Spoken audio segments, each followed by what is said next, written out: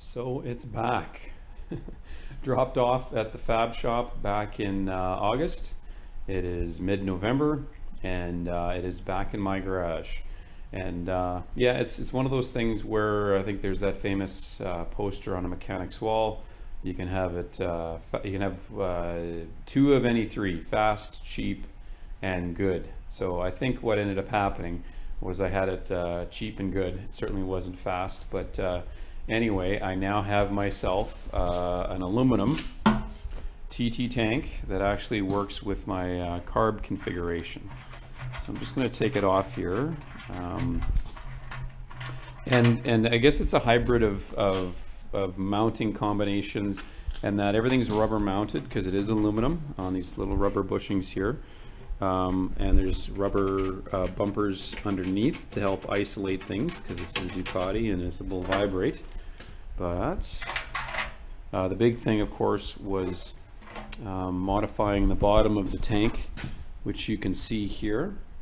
And a little bit of a cutout to clear the carburetors, and then a nice spigot for the fuel line. So Brent said he tested it to, I don't know, about 2 or 3 pounds, which for a gravity-fed system is plenty. And yeah, it works. So you can see there's some aluminum swarf in there. So I'll definitely flush the heck out of the tank, but luckily I can use water for that, and that'll make my life a bit easier. There's the fuel breather hose there, spigot. So yeah, I got gaskets for the tank cap, and I think I'll leave a bit of this paint on here simply because it may pick up on some of the irregularities of the mounting surface, but I also got cork and rubber gaskets to go around there, so that should be plenty. So definitely a tank with some patina, as they say, but yeah, it's aluminum. Like how many aluminum tanks are there nowadays, except on extremely high-priced racing bikes like Ducatis? So the other thing I left Brent to do, just to show his, I'm a big fan of the guy. Nice dude, big Harley guy, won't hold that against him. But he's a fantastic welder. So as you may remember from some earlier videos, these headers are actually titanium. And so this was a nice slip fit here. This is stainless steel. So I did find some titanium U-hooks here. Off of eBay, and I guess they were decent enough quality because they welded up okay.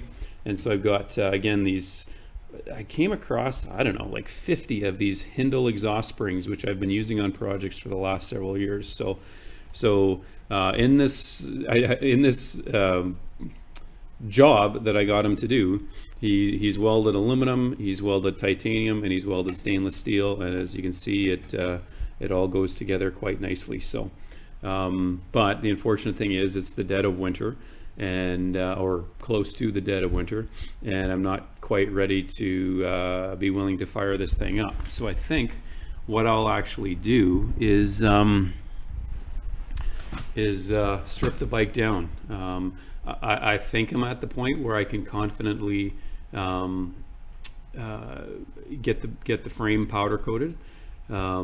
And you know, I've got riv nuts set in there. I've got tabs welded on there. Yeah, and that's something I can, you know, slowly do over the course of the winter.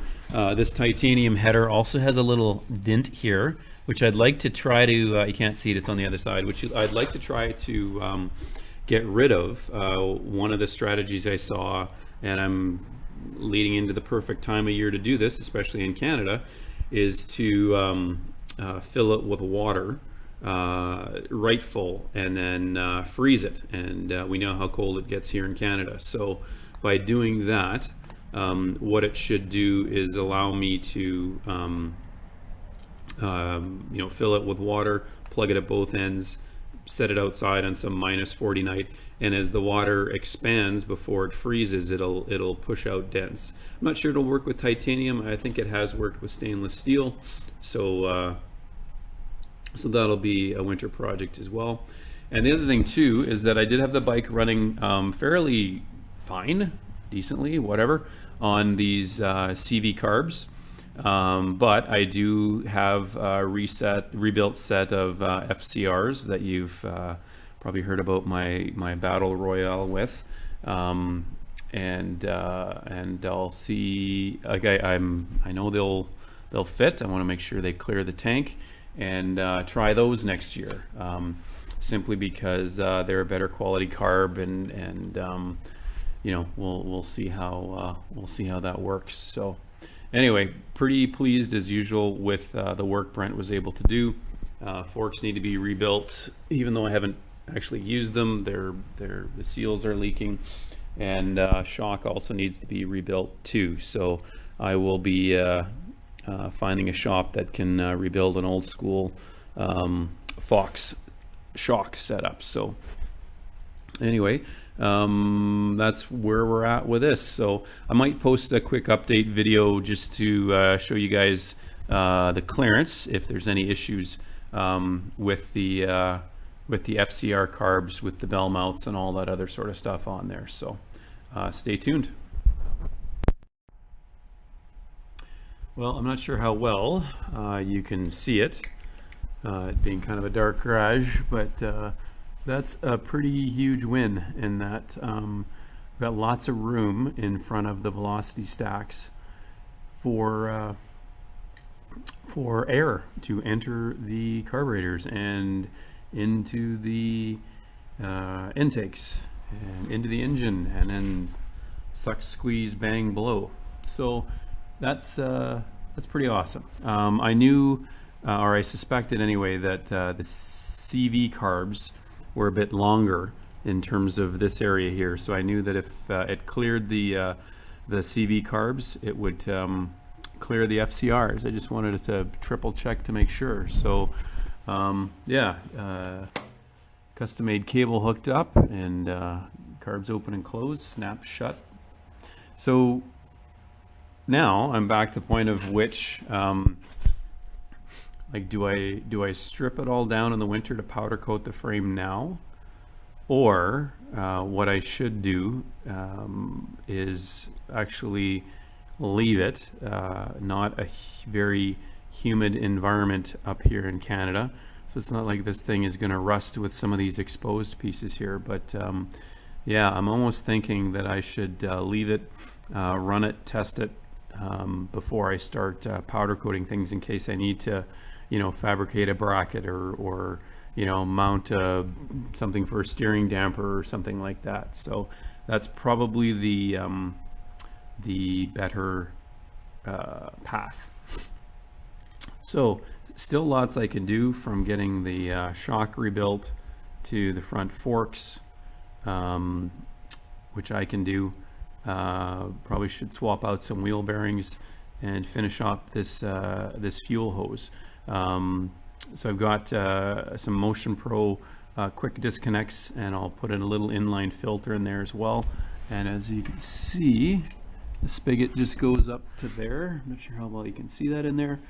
And yeah, the fuel has to flow uphill, but again, if I remember my physics, which always was a bit counterintuitive, it will flow uphill as long as the entry point is higher than the entry point here. So anyway, pretty happy with that. Yeah, exciting days. So yeah, I think what I'll do is take the tank off and give it a good flush. Get I know that there was some aluminum swarf in there that hadn't got cleaned out from the fabrication. So I'll be doing that, and maybe, you know, test fit some brake lines and that sort of thing as well. So yeah, I'm pretty happy with this, to be quite honest. So the big unknown is I haven't had the engine running properly with these carbs in this configuration, simply because and you can go back, I think I called it carburetor aggravation or something like that, but yeah, the carbs had to be really torn down and serviced. And now that I know both accelerator pumps are working, the bike should run proper. So yeah, happy with that. I'll keep posting updates as I go, but from simplicity's sake, I might mount the fairing or something like that just to get it out of the way so it's not going to chip over and fall and get scratched. So pretty happy with that, I gotta say. 3 cheers for me.